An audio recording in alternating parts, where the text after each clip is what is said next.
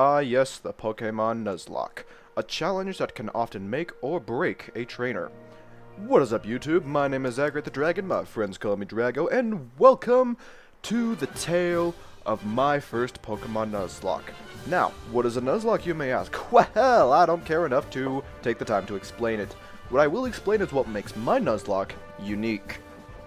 First things first, Dragon Pokemon only. This is a Dragon Pokemon Nuzlock, not Dragon type, although that is one of the criteria. The Pokemon I am allowed to use fall into one of two categories. Either they are Dragon type, or they are blatantly based on dragons. Now, granted, the only two Pokemon that fall into the latter category without being Dragon type are Charizard and Gyarados. And Gyarados is the only one available to me in this game. So really, this is my Dragon type Pokemon plus Gyarados Nuzlock. So sit back, relax, and let me tell you the tale. And before we begin, you know how it goes. Like, subscribe, blah blah, you know the drill.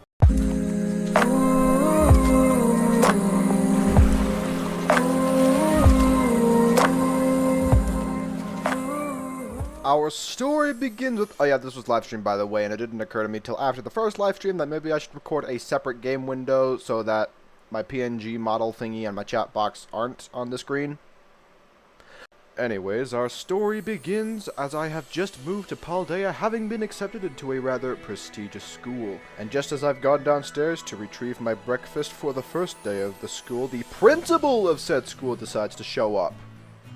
Apparently this is standard procedure around here. So the director says he's here to offer me my choice in starter Pokemon, and then my mom, a little excited by this, sends me upstairs to grab my hat and backpack, forgetting that I haven't eaten breakfast yet.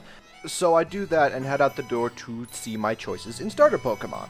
For my choices, we have Grass Cat, Fire Crocodile, and Donald Duck. Wait, what? So I quickly zero in on the Fire Crocodile since it's fire, it's reptilian. It's about as close to a dragon as my options get at the moment, so I'm about to tell him that I'm going to choose the Fire Crocodile. And before I can get a word out, he says, "Now, I expect you to take your time choosing your Pokemon. It'll be a difficult choice, I know, but meet me at the house down the street once you've made up your mind." But I've already made up my mind. "Ah, difficult choice indeed, isn't it?" And then he just kind of walks off. So I'm about to chase after this guy when I realize that my school uniform ain't exactly the most comfortable thing in the world. Allow me to use some dragon magic to fix that. Much better. So then I go to the dude's house to tell him my decision, and oh, hello, rival. Anyways, I picked the Fire Crocodile, and I named him Meatlug. So the rival introduces herself as Nimona, and says she wants to battle me immediately to test me out. Okay, weird phrasing, but alright. So we begin our glorious battle, and she chose the starter weak to mine, of course. So I kick her butt, she says that I am perfect. Okay, getting a little creeped out by this. And she proceeds to rush me up the hill where we're intercepted by my mom as she hands me a sandwich, having now remembered that she forgot to serve me breakfast. And then Nimona, now a little red in the face for some reason, hands me my Pokeballs and is about to teach me how to catch Pokemon. I inform her that I already know how to catch Pokemon, and she says, alright. And then I left to level up, all while she kinda just stood there, observing me. Gosh dang, are you a stalker? So I get right to leveling up Meatlug because the thing about limiting myself to Dragon Pokemon is that they aren't exactly the most plentiful thing. So the Pokemon that I do have on my team need to be powerful enough that they can pretty much survive on their own while I slowly build up my team. So I battle a bunch of Pokemon to level up Meatlug so that he can pretty much carry for as long as he needs to, and once I make my way to the lighthouse and... Oh, is that a robot dragon I spy? So I make my way to the robot dragon and offer him my sandwich and... Oh, you don't have any teeth. Toothless, I shall call you. I promise I'm not just gonna name all my stuff after the dragons from How to Train Your Dragon. So Toothless seems to be feeling a lot better and... Oh, hey, he's glowing.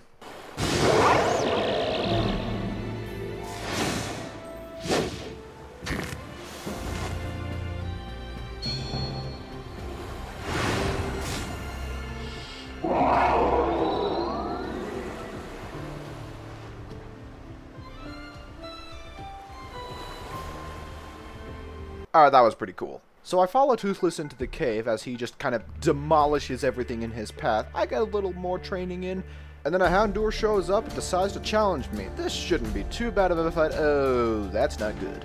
So Toothless now has to bail me out, after which Nimona starts yelling at me for leaving her sights, and then Toothless just kind of fizzles out.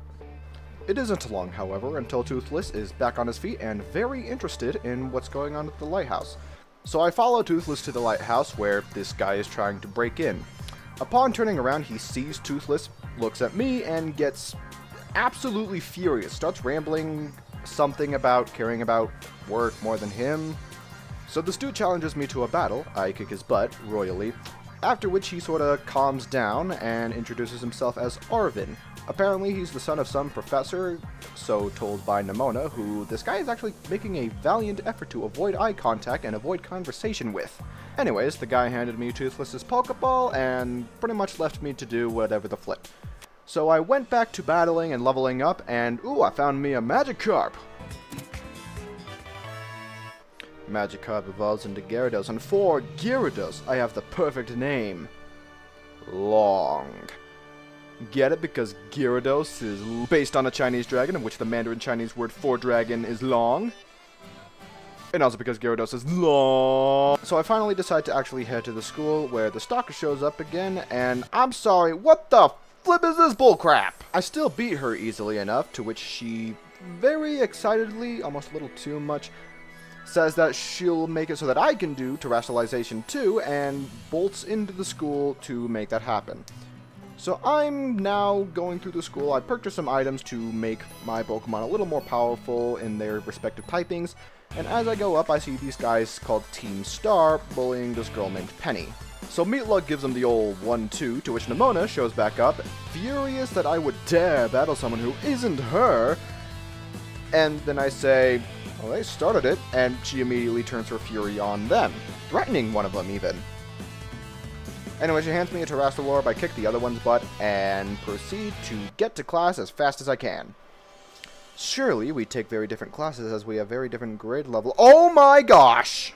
I don't even want to know what the heck you had to do to pull this off, but I run to the cafeteria, see if I can hide from her, and oh hey, it's Arvin. So Arvin takes pity on me for being Nimona's latest victim, and it lets me out on a little project he's working on, where he goes around and finds these things called Herba Mystica, which are guarded by Titan Pokemon, so that he can create magic sandwiches.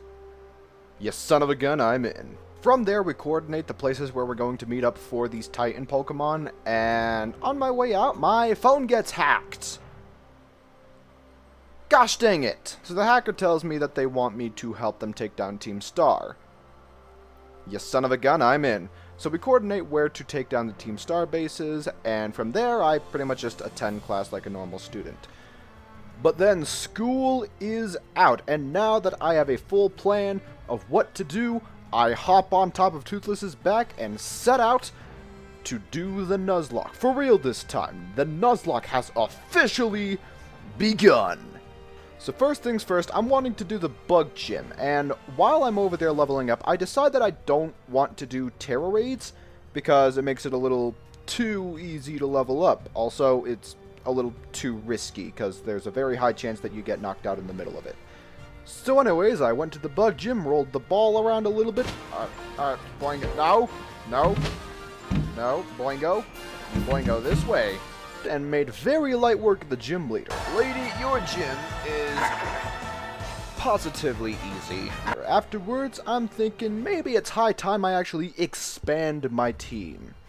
So, after pulling up some locations, because I do not care to search for these Pokemon that I need to add to my team the hard way, I search around for a little longer than I care to admit for a Bagon to catch. And after finding it, I chuck a lot of Pokeballs, more Pokeballs than I care to admit, and now Bilbo Baggins has entered the team.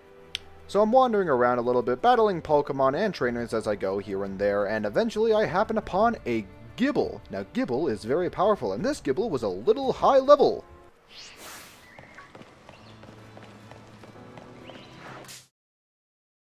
And it was during this battle that tragedy would strike. Oh no. No.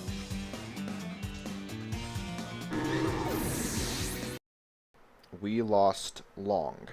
Long was supposed to be a mighty Gyarados one day. He was destined for greatness. If he was gonna go out, It should not have been like this. I mean, I'm still going to catch the Gibble because I need party members, but still, this was not the way that Long was supposed to die, if at all. He was supposed to become a Gyarados.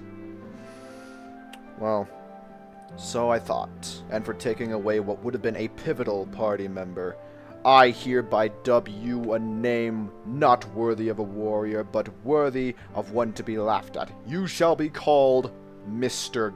Gibbs. As tragic as this was, I could not let this stop me. And even though Mr. Gibbs took away Long from us, Mr. Gibbs himself would likely prove to be a very pivotal member of this team. He was quite high level and thus very powerful, stronger than any of my other Pokemon. And after leaving the cave, we immediately found a Swablu who proved a lot easier to catch. My goodness. After catching Swablu, I decided to go take up Arvin on finding one of those Titan Pokemon. And so I went to take on the Titan Crab.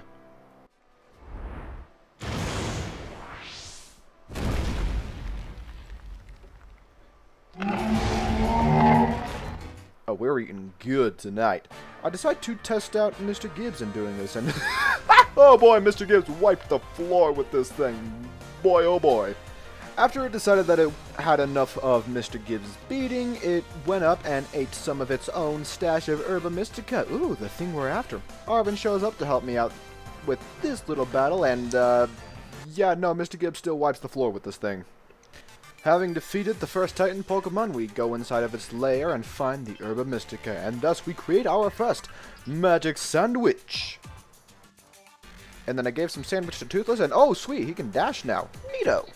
I then get a phone call from Arvin's dad, the professor. Apparently the dude worked with Toothless before, and informed me that he detected that Toothless is growing some of his strength back. Okay.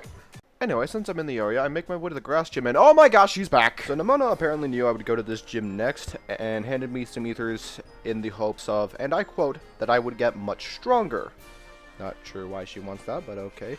So anyways, I took the gym test, plucked the gym leader's weeds, and challenged the gym leader himself. For this gym battle, I pretty much had Bilbo spam Dragon Tail, which was working out pretty well until the guy brought out his Sudowoodo, and suddenly Bilbo Baggins could not hit anything for Jack. Like, seriously.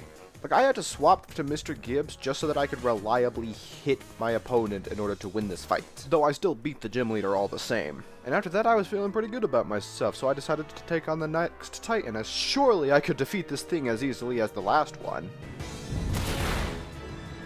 No! No! So it turns out I was super underprepared to fight this thing, and now I am in a lot of trouble because none of my other Pokemon can take more than 2 hits from Bombirdier, and that's without the thing landing a critical hit. I started by sending out Meatlug to land an Incinerate in order to get some early damage, and then swapped out to Cotton Swab, as Cotton Swab was probably my tankiest Pokemon. So Cotton Swab managed to land a Paralysis via Dragon Breath, and because of this it would be occasionally stopped by the Paralysis, thus allowing me to take opportunities to strike. Now, I couldn't do a lot of damage, so what I ended up doing was heal stalling and waiting for the Paralysis to make it so that it can't attack, and whenever that happened, I would then strike back. And by doing this, I slowly chipped away at it, and by some miracle, it did not land another critical hit. Thus, I did not gain any other casualties aside from Mr. Gibbs. With Bombardier's defeat, it went over to heal up with some Herba Mystica. Now, normally, this is the part where I heal up my Pokemon, prepare a little more for the second battle. But Arvin pretty much showed up and said, nah, you could take this thing just fine, and thrust me into the second battle without allowing me to heal up or prepare or anything. But there is a silver lining. See, Bombardier decided that it wanted to target Arvin's Pokemon more than my own, thus allowing Meatlug to land a bunch of Incinerates and take this thing down relatively quickly, with Arvin's help, I guess. With Bombardier's defeat, we went into its cave and were able to make ourselves our second Magic Sandwich. And then Arvin also talked about how he's also using the Magic Sandwiches to save his dying dog, which happened to be his only friend because his dad never gave him the light of day because he was too absorbed in his own work. Also, Toothless can swim now. So after that experience, I decided that I needed to get stronger in order to avoid something like that ever happening again. I do not need to lose any more Pokemon. As for the loss of Mr. Gibbs, I'm not too upset about it. I mean, he took long away from us, so eye for an eye, I guess. So anyway, to get stronger, I decided that I would take a step away from Paldea and travel to the land of Kitakami, a place that has a few other dragon Pokemon for me to catch and train. So to Kitakami, I went. Upon arrival, I meet two individuals, one of which immediately doesn't like me, just because I'm a foreigner. Oh, you're one of those. She challenges me to see if I'm worthy to set foot in her lands, and I flip and wipe the floor with her. So this caretaker guy comes up and apologizes and says that she was supposed to be a more welcoming welcome for me and all the other guys that came to Kitakami with me. He also says that he has a room prepared for all of us for when we're ready to stay the night, and I plan to take him up on that. But first, there are dragon types near, and I must catch them. Starting with this here Applin, who I have named Adam, because Adam, Apple, whatever. So anyway, after catching Adam, I immediately head to where I can buy a syrupy apple so that Applin may become a Diplin. And from there, I would then spend the next half hour training Adam up so that he is on par with the rest of the team. And I have got to say, he is very powerful, especially after using a Seed Bomb TM to teach him Seed Bomb. Once I decided Adam was up to snuff, I headed back to the tourist center and met up with everybody else that had come with me on this trip. I then got a night's rest. The next day, Kieran decided he wanted to take me on, something he got talked into by his sister, where I proceeded to wipe the floor with him.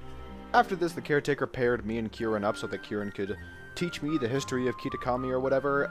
So we went to a historical site so that he could do just that, where he told me the tale of how 3 heroes saved a town from an ogre, or something. I then took a trip up to Oni Mountain, where I found myself a Noibat, whom I have named Soundwave.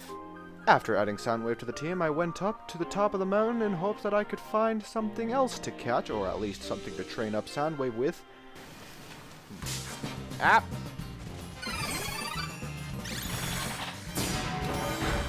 Of all the things to just... I just got you! So I headed back to Paldea for a little bit to see if I could find something else that I could catch and add to my team. I found myself a Cyclozar. That was cool. I named him McQueen. I then headed towards the big lake where I at least know Draconic could spawn, and okay, that's level 50. That's a little bit above my pay grade. I headed back to Kitakami and found me Goober the Goomy. Now, the thing about Goomy is that Goomy does not evolve until level 40. So Goober is going to be a bit of a commitment, but if I can get him to evolve, he's going to be an absolute powerhouse. I then got back to training up Adam so that he was on par with the rest of the team, as he was still, a few levels behind, and it was actually going pretty great. The Nuzlock, it's actually going pretty good. We got a full team now. Just farming pretty much anything I can find.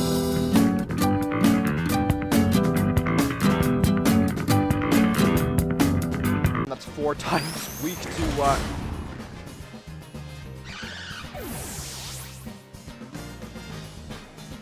come on! Adam was probably the best Pokemon I had at the time, and now I am seething with anger at his loss. Not just because he was a great Pokemon, but because I had also grown rather attached to him in the time I had gotten to train him and see him grow from a little Applin.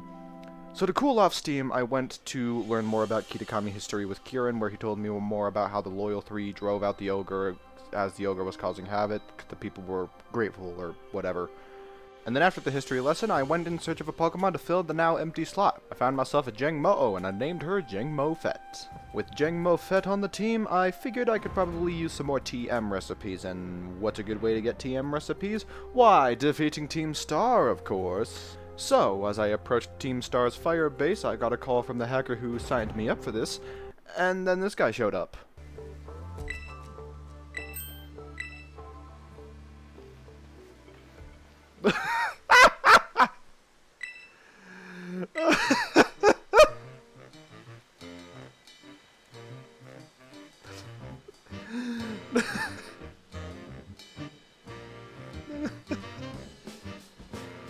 No matter how many times I look at it, it's still funny. Climb. So I beat up the guy at the front of the Team Star base and rushed the entire rest of Team Star, after which I was greeted to the leader of this particular base, and let me tell you, this was a much tougher fight than I expected. Now the reason this fight was tough was because she led with a Torkoal, which is pretty dang tanky, and I had no moves that were super effective against fire Pokemon, which in hindsight I probably should have thought of before going into this fight. But what can you do? Eventually I did manage to chip away at the Torkoal, but now I have to deal with her trump card, which was the flippin' car she was standing on! Now things are getting real heated, in the sense that the Starmobile is even tankier than the Torkoal and hits even harder. So to take care of the hitting harder part, I sent out McQueen so that he could use Breaking Swipe to lower its attack, and because Breaking Swipe was an attack move, I also did damage to the Starmobile in the process. So, by spamming Breaking Swipe and occasionally healing McQueen, I managed to achieve victory.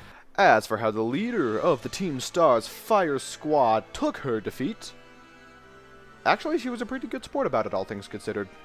And also tragic backstory and stuff. Anyways, Penny showed up to give me some materials as my reward for taking down my first Team Star base. After which I returned to Kitakami to level up Jangmo Ofet a little bit and finally meet Kirin at the Ogre's Lair, where he challenged me to a battle and I proceeded to wipe the floor with him again.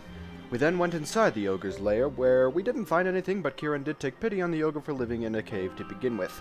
I noticed my Pokemon were getting pretty close to level 30, which with 2 gym badges was the limit to how strong a Pokemon would be before it stops listening to you consistently. So I headed back to Paldea to fight the Electric-type gym to get a 3rd gym badge. Because it was Electric-type, I had Jangmo Ofet learn Bulldoze so that he had viability, and the thing is, Jangmo Ofet was a little bit lower level than the rest of the team, so all I had to do was train him up a little bit and he'd be able to plow right through... No! So I taught McQueen Mudshot, and given his current stats, he should be able to plow right through any electric type that stands in his way. With that, I went to challenge the Electric Gym, where... How do you keep finding me? Sunamona, who was unable to follow me to Kitakami, instantaneously was able to track me down as soon as I got back to Paldea, and upon doing so, she was able to challenge me to a battle. Now, I told her no. She forced me to do it anyways! So I sent out McQueen, where he officially proves to be more than just faster than fast and quicker than quick, for he is a powerhouse and immediately sweeps Nemona's entire team. Well done, McQueen. You truly do eat losers for breakfast. After Nemona's defeat, she, in a tone of voice that makes me a little uncomfortable, says that she cannot wait to see me grow much stronger. So finally, I can now take probably one of the less conventional gym tests I've ever taken, because it was a live stream collaboration with the gym leader Iono. And what the stream entailed was apparently playing hide and seek with the school director.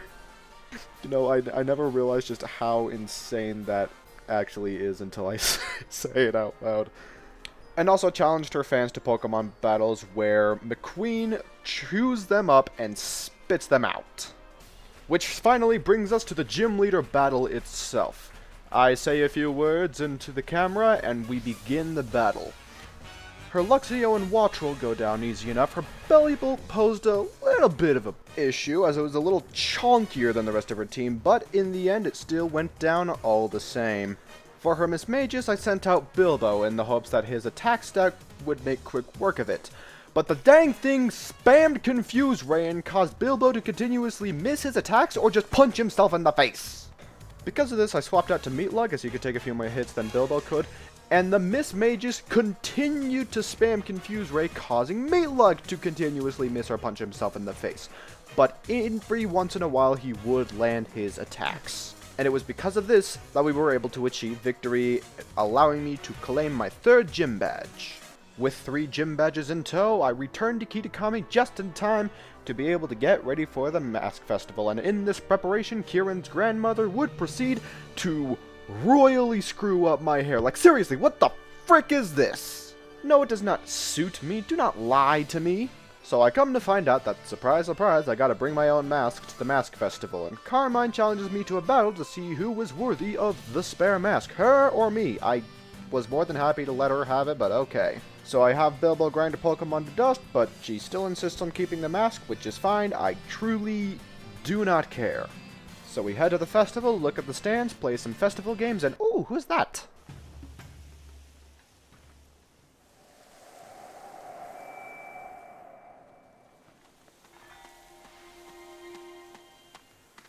Shouldn't run off on my own. Oh, really?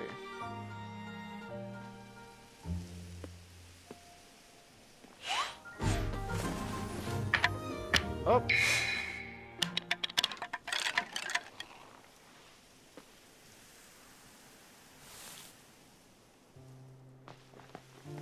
go. You can have it back.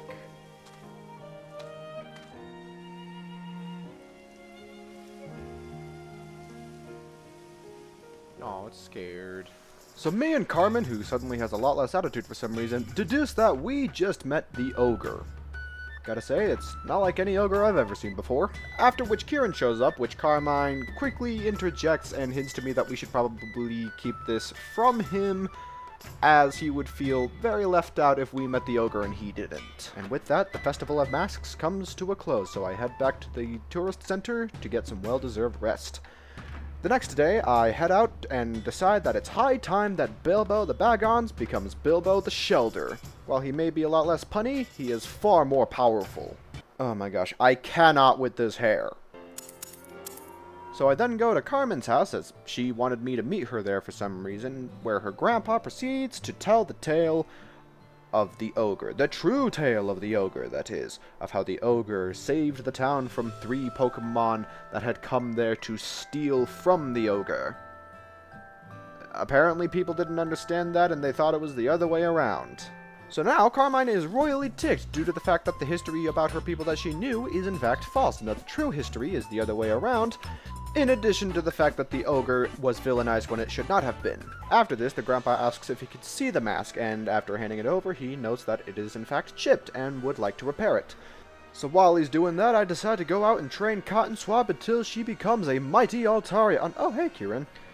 So Kieran decides to challenge me to a battle again. I absolutely destroy him again, and he doesn't take it very well. So anyways, we read the final sign about the written history of Kitakami and how, allegedly, the loyal 3 died defending the village from the ogre. My goodness, this kid is not okay right now. So I went back to see if the guy was done fixing the mask, and it turns out he couldn't even get started. See, it was the gem of the mask that was chipped, and it was a type of gem that could only be found in the crystal pools at the top of Oni Mountain. And apparently the guy couldn't go get it himself. So Carmen and I went to the crystal pool to get some pool crystals. But there was a Milotic there that was very protective of its pool crystals, so we were going to have to go through that first. I took this time to see what Cotton Swab could really do, and needless to say, now that she's in Altaria, she packed a real punch, and boy oh boy, she could take a hit too. After defeating Milotic, I grabbed the crystals I need, and oh hey, it's Miss Briar. Turns out Briar really came here because she wanted to study the crystals of this crystal pool. Okay, I'm telling you this right now, I do not trust her. There's like a look in her eye that just unsettles me. So anyways, now I have the crystals we need to repair the mask, so I went back, where it turns out, while we were gone, Kieran stole the mask and went to the Loyalty Plaza to confront us about lying to his face about meeting the ogre. He then challenges me to a battle, again, I defeat him, again, and he is so frustrated that he breaks his own wrist. Oh hey, the statue's glowing.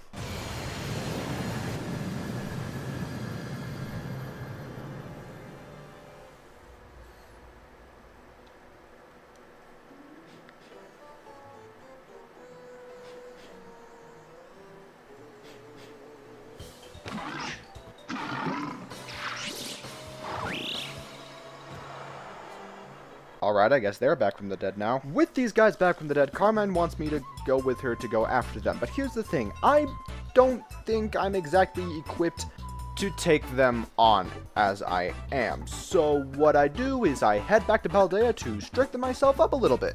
And my first step to doing so was remembering that I had a prior commitment to taking down Team Star with Cassiopeia and Director, Clive. So he's thinking that there might be a little more to this Team Star thing than just a bunch of delinquents who haven't shown up to class in, I'm sorry, over a year? And they're still registered students? How does that work? So anyways, I stormed Team Star's dark base, and when I was met by their boss, I pretty much just sent out Nuzlock to deal with him, and well, needless to say, Nuzlock dealt with him. We then get a flashback and find out that Team Star are all victims of massive bullying. And with the Dark Team defeated, Penny shows up to deliver some materials and then get harassed by Toothless. And from there I head to the water gym, where the gym leader was a little too busy headed off to a bid. But the guy forgot his wallet, so it was up to me to return it to him. And so I follow him to the bid to do just that, where his assistant decides to stop me and battle me because I don't know, he doesn't want me to hog the glory or something. I don't know, I kick his butt anyways. And with that, I return to the gym leader his wallet. He gives me a little bit of cash to go bid, and if I win the bid, I pass his gym test. So I won the bid and passed his gym test. After I won the bid, I decided to go out and train up Goober a little bit. You know, he could always get a little power, and he's pretty close to evolving. Oh, hi! I'ma just... Oh, shoot. No! And with that, there goes Goober. I had such high hopes for him, too. Guess there's nothing I can do about it now. With Goober gone, there was now only 4 members left of my party. I decided to mitigate this by going and locating an Axew, who I have named Eivor, and a Dreepy, who I have named Casper. And with that, I went to take on the Water-type gym leader, and because McQueen knew Trailblaze, his Pokemon went down relatively easy. Oh my gosh! So here's the deal with Crabominable. It's an Ice-type Pokemon. Ice-type Pokemon usually know Ice-type attacks. Ice-type attacks is one of the greatest weakness of Dragon-type Pokemon, and I can't send out Meatlug to deal with him because this guy is terrestrialized into a Water-type, so by all accounts and purposes, I have to think fast. So here's the strategy I went with. See, there is a sandstorm blowing. Trust me, it's there. The animation for the sandstorm wasn't working for some reason. So what I did was I sent out Cotton Swap to have it sing this Crabominable a little bit of a lullaby to put it to sleep, thus allowing me opportunity to heal my Pokemon. Once it was asleep and at low health, I swapped out to McQueen, who I would then have it use the move Shed a Tail. Now what Shed Tail does is it basically creates a decoy and then swaps out McQueen for somebody else, and whoever is swapped out can use the tail decoy as a meat shield. I used this as an opportunity to get Casper some EXP by having Casper finish off the Crabominable while hiding behind the meat tail shield, thus securing a victory and winning us our 4th gym badge. Oh, and Meatlug evolved as well. After that, it was back to Kitakami to train up my Pokemon a little bit more and finally take out the so-called Loyal 3. Now, the rest of my team was sufficiently leveled, so all I had to do was train up Casper and Eivor. With the rest of my team sufficiently leveled, all I have to do is train up Eivor a little. Can I please keep some of you alive? With the still breathing members of my team being of sufficient level, I decided it was time to go and kick the not-so-loyal 3's tails. So I made my way to their last known location, that being this kind of museum place where Ogerpon's masks were being kept as sacred artifacts, only to find that they have taken Ogerpon's masks for themselves, and also apparently stole some roids. The villagers then informed us that they went up to the ogre's lair in order to finish the darn thing off, and praising them as heroes the entire time while doing it. Not one to argue with idiots, I immediately left to take on the Loyal 3, and found them beating up Ogerpon like she owed them money or something. And upon noticing my approach, the monkey thought he would try his hand at challenging me. Here's the thing, I had a Bilbo. Bilbo has a pretty high attack power, and high attack power does not mesh well with psychic-type monkeys. As the dog and bird were about to join the fight, Kieran and Carmen decided to show up, and it was then that the 3 decided that they were outmatched and fled. Kieran then returned the repaired mask to Ogerpon, and it was then that Carmen decided that we should be a team and take on the Loyal 3. She would be the captain of this team, and her first order as captain was that we should go to the village and find out what they know about their whereabouts. So to the village we went, and after threatening, and after interviewing some of the villagers, we were able to deduce the exact location of all 3 of the lousy 3. Just as we were about to take off and fight the Loyal 3, it was then that Kieran spoke up and decided that he wanted to stay in the village. I didn't really feel like questioning him, so Carmen and I left and decided to hunt down Monkey Dory first. And holy crap, those are some strong roids you found! I started by sending out McQueen and had him spam Mudshot, except I forgot that this monkey had a stupid high special defense. So I quickly changed tactics and sent out Bilbo, who knew Crunch, and then this monkey went down like a house of cards. Once Ogerpon was able to retrieve her mask, we then turned our attention to fighting the dog, who is a physical attacker. So by sending in Cotton Swab, who is A, an absolute tank, and B, a pretty good special attacker, this guy went down even more easily than Monkey Dory did. Ogerpon retrieves her second mask, and now we just need to fight Pheasantipede. Now here's the problem. Pheasantipede is a fairy type, which has an advantage over dragon type, so I had to do this strictly with Meatlug. As I was about to challenge the bird, it ran away like the coward it is. After chasing it for a while, it suddenly decides that maybe, just maybe, it might stand a chance in a battle. So a few torch songs later, and now we have the third and final mask. Kieran then shows up and asks that we bring the ogre to the village, and kind of skeptical, as it was to my understanding the ogre was hated by the village. He insists, and in his insistence I decide to go along with it, and upon showing up, it seems that the villagers have actually changed their tune. Apparently Kieran went around telling everybody the truth about what happened with Ogerpon and the Loyal Three, and somehow he actually convinced them.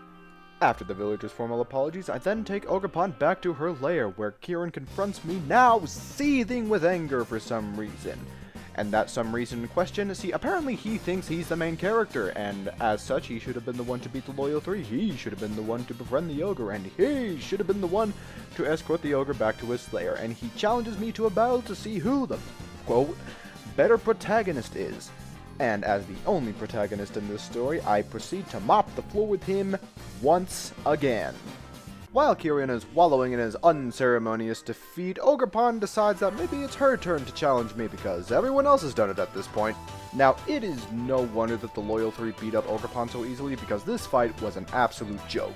And with Ogerpon's defeat, Carmine declared that I did well for an outsider, and Kieran ran away leaving a trail of snot and tears. Though with the defeat of Ogerpon, I feel as though my training in Kitakami has now been complete. And to commemorate this, I went over and picked up some more jinbeis, and I gotta say, these are quite comfortable. Almost as comfortable as my Seeing Blue t-shirt, a t-shirt designed by yours truly. It comes in a variety of colors and, as previously stated, is most comfortable to wear as it is made from only the finest of cotton. You can order this shirt right on my Etsy page, right alongside a Flaming Forest mouse pad, shout out to Randy Miko for the wonderful artwork, and another t-shirt which I find rather interesting, you know? So order yours today, cause if you do, it'll arrive sooner than if you order tomorrow. Anyways, I returned to Paldea and set my sight on Glacio Mountain, as that is where a dragon type which I had not yet caught could be found. So after searching for a while, oh my gosh, a shiny! For those who do not know, when a Pokemon spawns, there is a 1 out of 4,000 chance that it will have an alternate color scheme from what it usually looks like, and that is what we call a shiny Pokemon. And it is here that I will explain the shiny class. See, in a Nuzlock, in the event that somebody encounters a shiny Pokemon because of how rare they are, you are allowed to catch it regardless of the rules of your previous Nuzlocke. This is called the Shiny Clause. However, I have decided to logic the Shiny Clause into the dragon theme. See, dragons like to hoard shiny things, and so I don't see why I should not be allowed to hoard shiny Pokemon. That said, I have now added Shivers to the team. And then after searching in the snow for a while, I found a Terrastal Frigibax of the Dark Terra type, and so allow me to welcome Black Ice to the team. And after adding Black Ice to the team, I decided to go and take on my next Titan Pokemon, the Titan in question being Orthworm, a Ground and Steel type. Now, for some reason, I thought that Steel types were weak to Ice, and sent out Shivers. I would then come to regret this decision. Because I thought Ground type at least was weak to Ice, and... Gosh dang it! Why can't we have nice things? Okay, so I sent out Meatleg, who being a Fire type was able to make extremely light work of the Steel type Orthworm. And after the Derpy Worm turned tail to grab its stash of magic herbs, Meatlug made short work of him a second time, thus securing our third magic sandwich, to which Arvin's Mabostiff delicately ate, savoring each bite, whereas Toothless just kind of horfed the whole thing down. And now Toothless can high jump, and Mabostiff regained his ability to vocalize and bark. I would then turn my attention to the next Team Starbase, where this kid was trying to get in, as apparently he knew the boss for some reason. Anyways, he offers to fend me off, which he achieved for about like 5 seconds, before I rush the base and take down the boss, who we then get a backstory about how he was bullied in school for his unique sense of fashion. We interview him for a bit, and we find out that pretty much all of Team Star were bullied out of school, and that's why they never attend. Penny then shows up, gives me some TM stuff, and then gets harassed by Toothless. I then trained up Black Eyes until he evolved and made my way to the next gym. I was then intercepted by Pneumonia, who had been following me for the past hour, but this time when she asked me to battle, she actually took no for an answer, for once. So I start the gym test, and for this gym test, all I need to do is order the right thing from the menu, which, because I've played this game before, I already know what that menu item is instead of having to go search for it. But this gym leader is not like the other gym leaders, for he is a man who commands respect, a man who knows not the comfort of sleep, a man whose name strikes fear in the hearts of trainers and businessmen everywhere. Larry. However, I was not worried, for I had been training in Kitakami, and I sure as heck will be able to take down this man and his normal type Pokemon.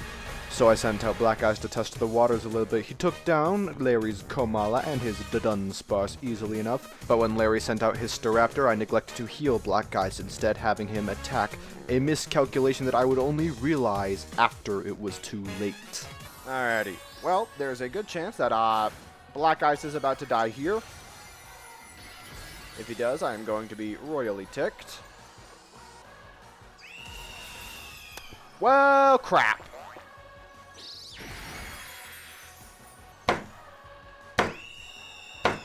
Because Facade is a physical move, I sent out Cotton Swab as she would definitely be able to tank it, and with this in mind, I was able to actually take down his Staraptor and get myself the normal type gym badge. After the gym battle, Pneumonia immediately pulled me to the side to battle me. I mopped the floor with her because I was in no mood to put up with her bullcrap and just kinda went to the next gym. When I get there, my teacher is waiting for me to give me a lucky egg, which is awesome because the lucky egg, what it does is that when you equip it to a Pokemon, it levels up much faster. Would have been real nice to have earlier, if I'm being honest. I then went to the stage, beat up some guys in some double battles, beat up the gym leader in some double battles, and got my 7th gym badge. I know I rushed through that, but that is just how easy it was. With 6 gym badges, I could now catch Pokemon of up to level 50, and with that, I was able to catch Dory the Tatsugiri. Now, the thing about Tatsugiri is that it is the definition of Glass Cannon, meaning, yes, Dory is super strong. She has a super high attack power and she has some pretty good speed to back it up so that usually she strikes first and one-shots the enemy. But in the event that the enemy is faster and moves first, Dory dies because her defenses are practically non-existent. Along with Dory, I also caught a Dratini who I have named Stormfly. Now, this marks the final dragon Pokemon available to me to catch. That is it. I have caught every single dragon type that there is to offer in all of Pokemon Violet, as there are more in Pokemon Scarlet, but seeing as those are exclusive to Scarlet, I don't have a way of obtaining them. In other words, the team I had now was the final team for the entire rest of the Nuzlock.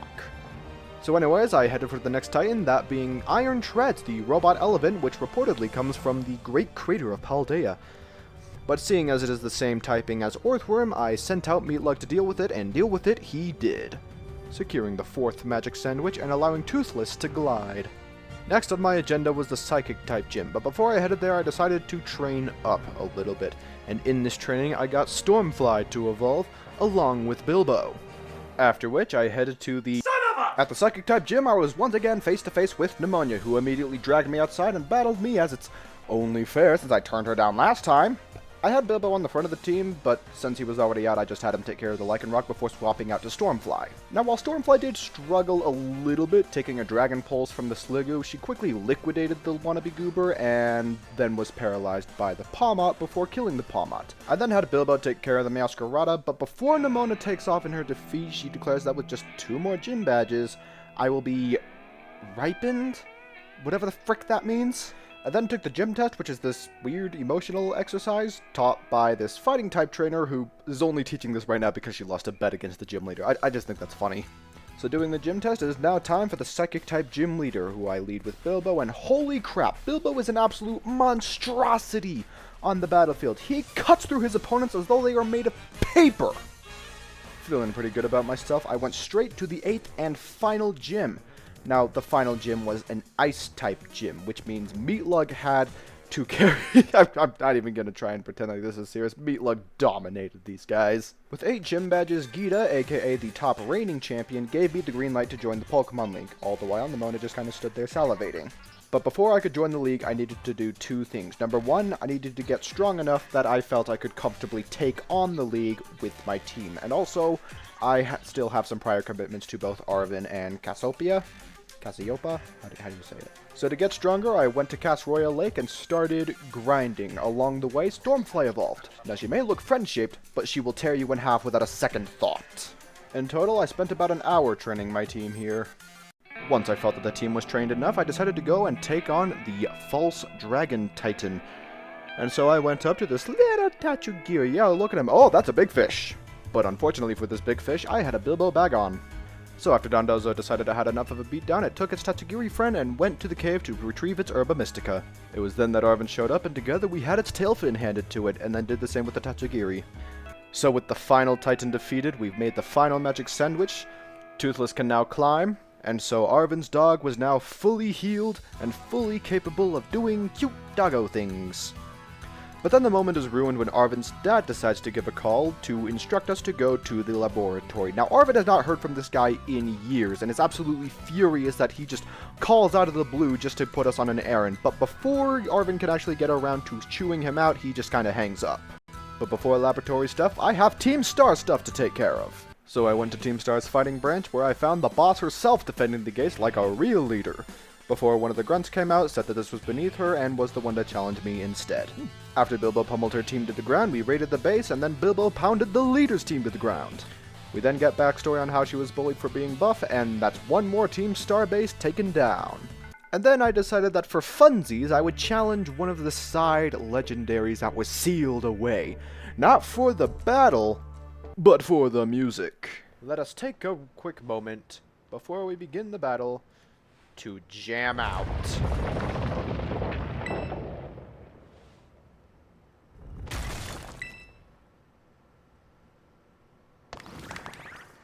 The fish has been released.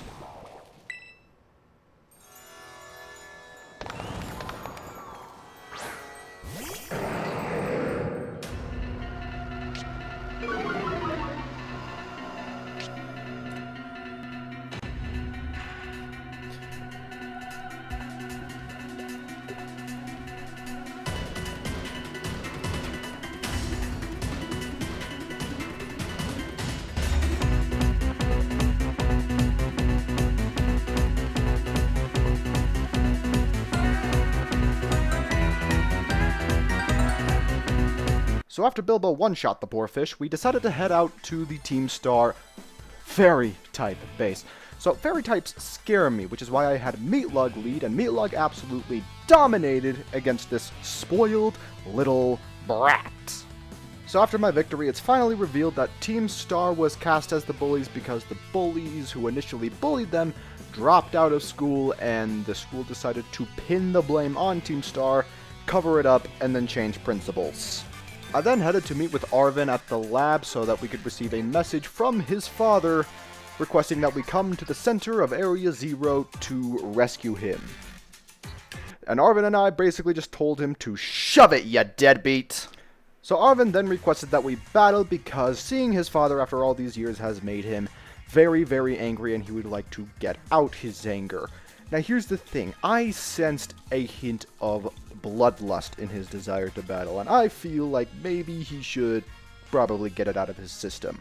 Now the battle started out tough but manageable, but as the battle would go on, his anger would grow until he would do something that I would no longer consider him a friend over.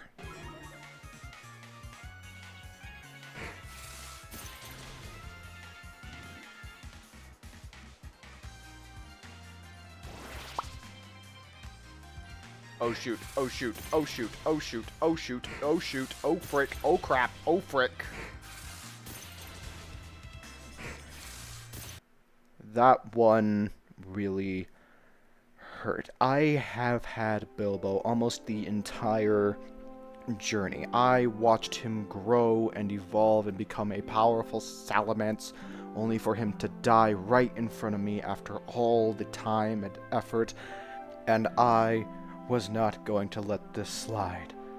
But unfortunately, Arven was not done.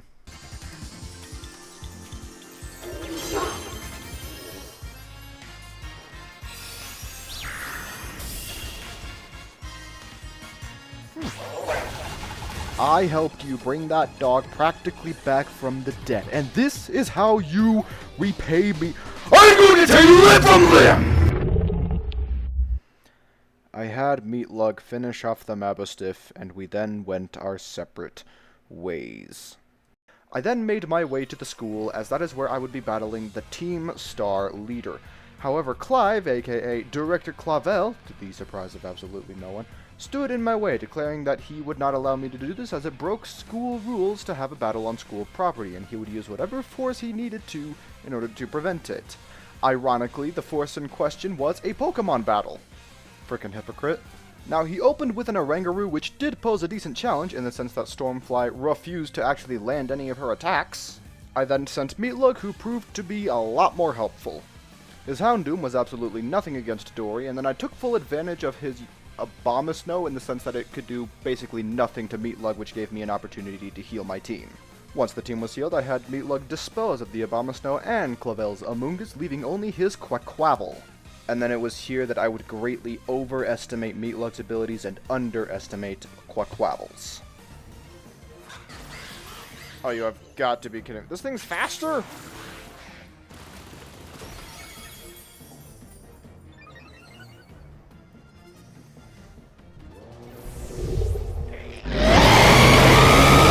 In thinking that Meatlug could act quicker, I got him killed. Meatlug, my starter Pokemon, the one who was there with me the entire journey, is now dead because of my stupidity! And then I would immediately repeat this mistake, getting McQueen killed! Luckily, Dory was able to finish off the darn thing, and then Clavel gets chewed out for breaking his own rules, and rightfully so.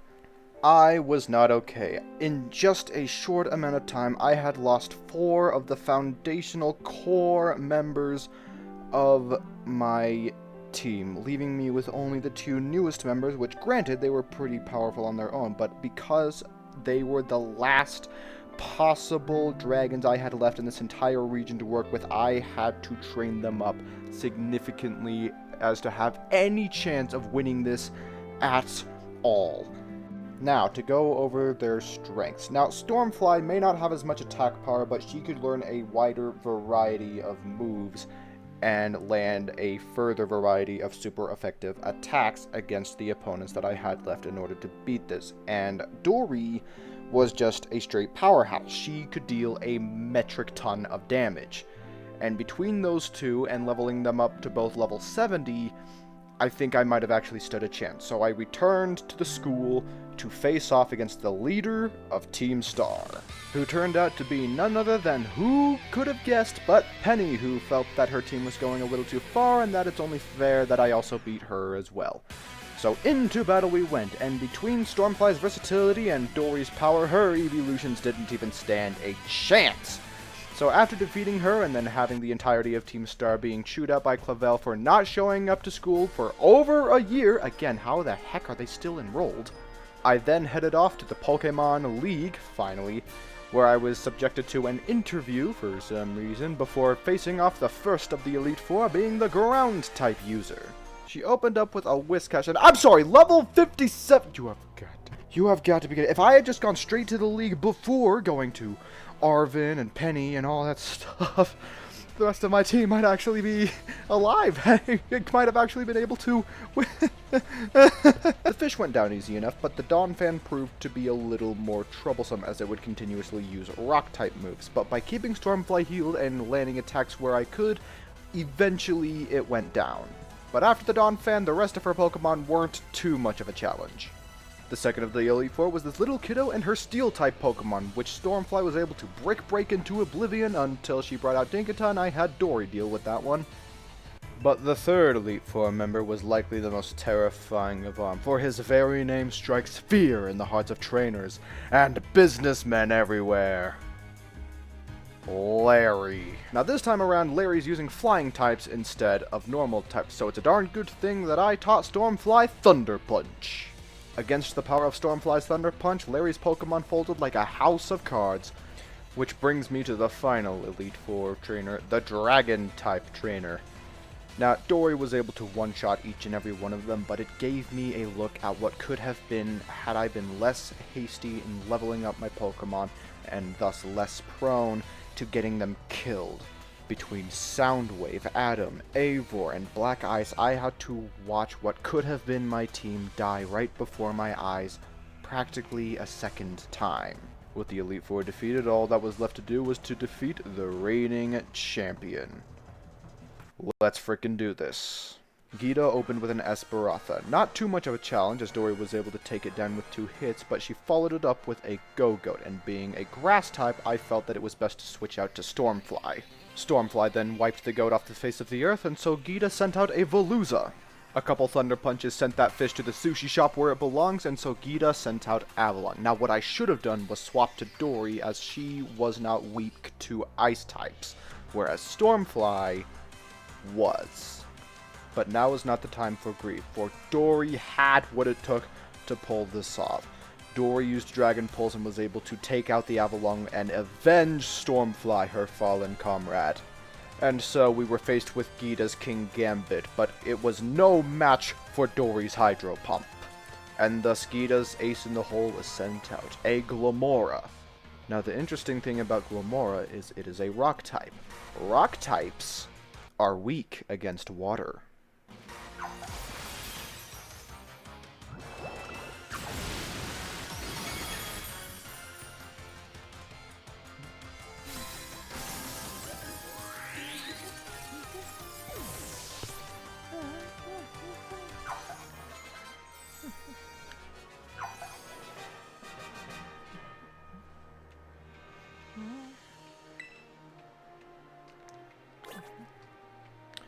With my victory, I was awarded the title of champion, to which I immediately left to go to my dorm and rest up because, holy crap, I have so much to process and so many fallen Pokemon to grieve. But before I get there, who do I find standing in my way but this lunatic? More crazed than ever, she goes on this weird monologue, which, the long and short of it, she gets a massive kick out of watching people rise to the top only to fall to rock bottom, which is the reason she was obsessed with me, is because I would be the most satisfying fall ever in her mind, and in her mind she would get the greatest satisfaction of kicking me at my lowest, seeing as I've only got 1 Pokemon left alive.